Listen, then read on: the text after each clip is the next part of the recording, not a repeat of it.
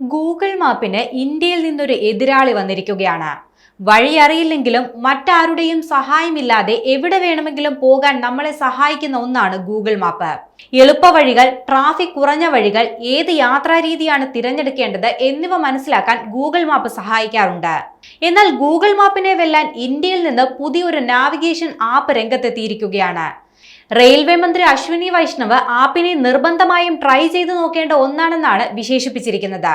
മന്ത്രിയെ വരെ ആകർഷിച്ച് ഈ ആപ്പ് ഇപ്പോൾ വലിയ ശ്രദ്ധ പിടിച്ചുപറ്റുകയാണ്. ഉപയോക്താക്കൾക്ക് ഉപയോഗിക്കാൻ എളുപ്പവും സുഖപ്രദവുമായ ആപ്പായാണ് മാപ്പിൾസിനെ അവതരിപ്പിച്ചിരിക്കുന്നത്. ആപ്പ് കൂടുതൽ സുരക്ഷിതവും പ്രദേശവൽക്കരിച്ചതുമാണെന്നാണ് ഉയരുന്ന അഭിപ്രായങ്ങൾ. ബാംഗ്ലൂരിൽ അവതരിപ്പിച്ച ആപ്പിൽ ട്രാഫിക് സിഗ്നലുകളും അവയുടെ കൗണ്ടൗണുകളും ഉൾപ്പെടെ അറിയാൻ സാധിക്കുന്നുണ്ട്. ഇത് മാപ്പിൾസിന്റെ മാത്രം പ്രത്യേകതയാണ്. ഇതുകൂടാതെ ഫ്ലൈ ഓവറുകൾ, അണ്ടർപാസുകൾ, റൗണ്ട് അബൌട്ടുകൾ എന്നിവയുടെ 3D പ്രിവ്യൂവും ഉപഭോക്താവിന് കാണാൻ സാധിക്കും. ആപ്പ് സ്റ്റോർ, പ്ലേ സ്റ്റോർ എന്നിവയിൽ നിന്ന് നിങ്ങൾക്ക് മാപ്പിൾസ് ഡൗൺലോഡ് ചെയ്യാൻ സാധിക്കും. ശേഷം ലൊക്കേഷൻ ആക്സസ് നൽകുക. തുടർന്ന് നിങ്ങൾക്ക് പോകേണ്ട സ്ഥലത്തിന്റെ പേര് ടൈപ്പ് ചെയ്യാം.